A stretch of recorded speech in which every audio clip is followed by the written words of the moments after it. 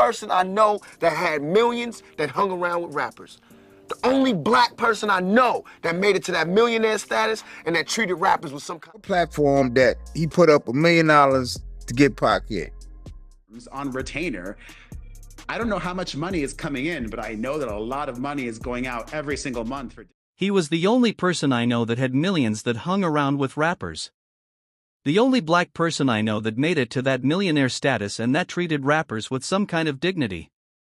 We all thought the secrets would stay buried forever. But this right here is the story no one saw coming. Mike Tyson stepping forward, voice shaking, eyes full of regret to reveal what's been whispered in back alleys and late-night studios for decades. Tyson says Shakur, the icon supposedly lost in a hail of Las Vegas gunfire, isn't lost at all. He's alive, hiding in plain sight, plotting his return. And the reason for his silence, Diddy, Sean Combs, the man whose name still echoes through every unresolved feud in hip-hop history. For years, Tyson claims, he watched the world grieve his friend, forced to play along with the official story while harboring a secret that could tear the entire industry apart. And then I heard the news, but I was supposed to join those guys. I wanted to hang out with them. Really, though? Yes. You were going to hang out with them that night? Yeah. But you didn't even hang that night. No. No. If there's anyone whose loyalty to Shakur could withstand even a secret this explosive, it's Tyson. We've all seen the footage. Tyson's hulking frame slumped in interviews, choking up whenever Shakur's name comes up, his voice cracking as he describes that final night in Las Vegas. They weren't just two celebrities sharing photo ops. They were bonded by pain, fame, and a world that tried to break them. There's the unforgettable moment Tyson was in prison and Shakur marched into that cold, hostile visiting room. The only outsider who treated Iron Mike like a human instead of a headline. Tyson never forgot it. He is the only black person I know who made it to the millionaire's status. The only black person who treated us rappers with some dignity. Shakur called Tyson his hero. And Tyson for years was haunted by his inability to save him. Or so we thought. Now after all these years of sidelong glances and unfinished sentences, Tyson says he stayed quiet for one reason, self-preservation. Because as the old guard in hip-hop likes to remind everyone, talking too much can get you disappeared. But as rumors of Shakur's impending return spiral out of control, the stakes have changed. The alleged truth. Shakur is not coming back to drop a nostalgia album or star in a hologram tour. He's coming back for revenge. Not just against the music industry that tried to rewrite his legacy, but specifically against Diddy, the man insiders have whispered about for years. The world remembers Diddy as the mogul who rode out the East Coast-West Coast wars and came out even richer. But in the shadows, the whispers have always followed him. That he was connected to $1 million hit contract. The same one that turned Shakur's world into a shooting gallery. You're on your own platform. He said this on your platform that he put up $1 million to get Pocket. Yeah, correct. He was around Puffy and Puffy made a comment when they was around you. Here's where the ground gets shaky. For years, the talk was always coded, spoken in careful riddles, at industry parties, and in dark studio corners. But as time's gone on, and as indictments pile up on Diddy, like unpaid bar tabs, some players are getting bolder. It's not like the olden days of the Italian mob where everybody kept their mouth shut, says one retired LA cop. As soon as somebody has handcuffs on them, they'll sell out their own mom now. Dwayne "Keep" Davis, now sitting in a Nevada jail, has claimed not once, not twice, but repeatedly that Diddy put out a $1 million contract to silence Shakur and Suge Knight once and for all. Officially, Diddy calls the story pure fiction and completely ridiculous. Off the record, even former associates say Did's survival instincts have always been stronger than his sense of closure. 3 law firms on retainer.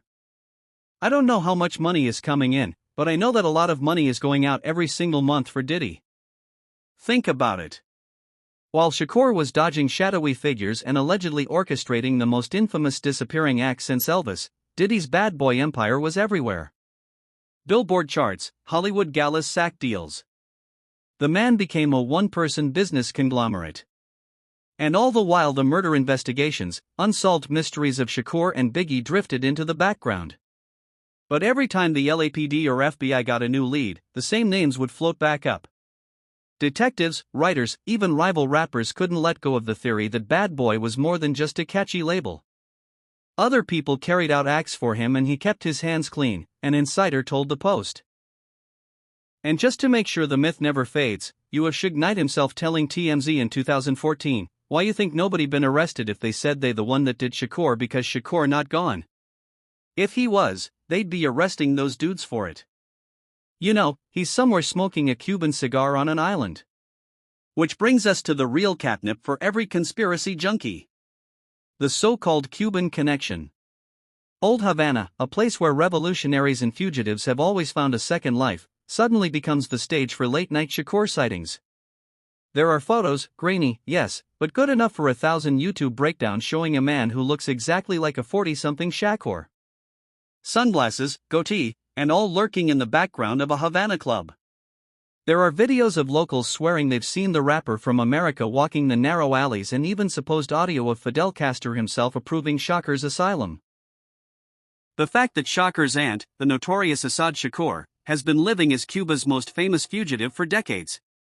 Just one more piece in the puzzle. Let's talk about it, man.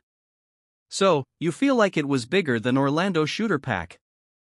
You feel like it's more to the story? You don't think it was that simple?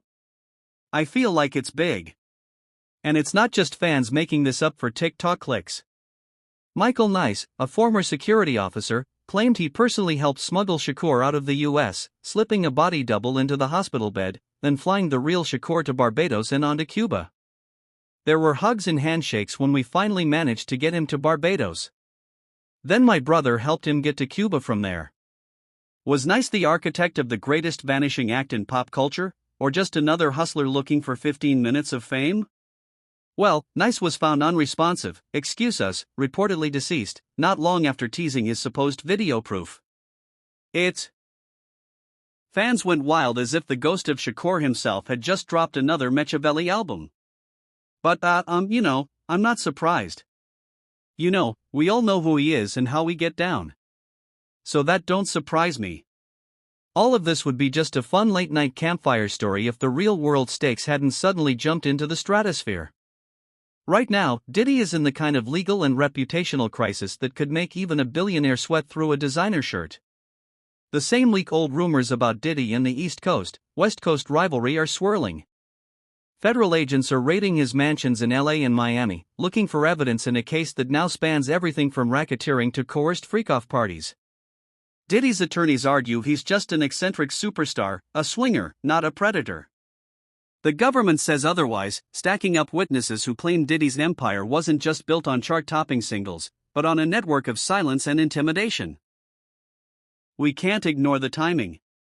With the only surviving suspect in the Shakur shooting now indicted in Diddy's closest circles finally cracking under legal pressure, the old myth starts to look less like a fantasy and more like unfinished business. Why would Mike Tyson, the man who loved Shakur like a brother, who once broke down on live radio, remembering the last time he saw him, suddenly speak out? Did he reach his limit watching Diddy waltz through scandals while the world pretended not to see the bodies, literal or otherwise, left in his wake? Or is Tyson's revelation a signal to the old guard that the time for secrets is over and Shakur's return is about to become the worst plot twist in Diddy's story? Pac would have boxed him. Pac would have loved to beat his in the ring or raise some money and give it to the hood. For all the talk, for every Machiavelli lyric or fan theory about why the autopsy didn't add up, there's the undeniable sense that too many powerful people have spent too long keeping the lid on what really happened in 1996. Locals in Cuba say they've seen Shakur. Former associates insist he was smuggled out by people connected to his own family's radical past. And now with the music world's biggest scandal magnet facing the possibility of a lifetime in prison, or at least the kind of public disgrace you can't sack your way out of, the air feels electric.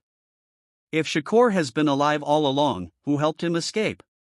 And why does his reappearance now spell danger for Diddy? You know, like every time we have somebody like we had Tyson. Tyson was a perfect outer city hero because he represented us because he was always on the edge. If we're tracing the real escape route, we can't ignore what happened that September night in Las Vegas, the night when all the myths were born. And if the whispers are true, the perfect cover was set. The Tyson-Selden fight at the MGM Grand was the hottest ticket on earth, drawing the entire entertainment underworld into one buzzing, frantic building. In the chaos that exploded after the final bell as crowds flooded the strip and sirens split the air, the usual lines of reality and illusion blurred.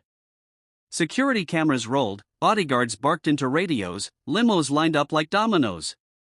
But who would have noticed one superstar slipping out a side door with the help of boxing's most feared?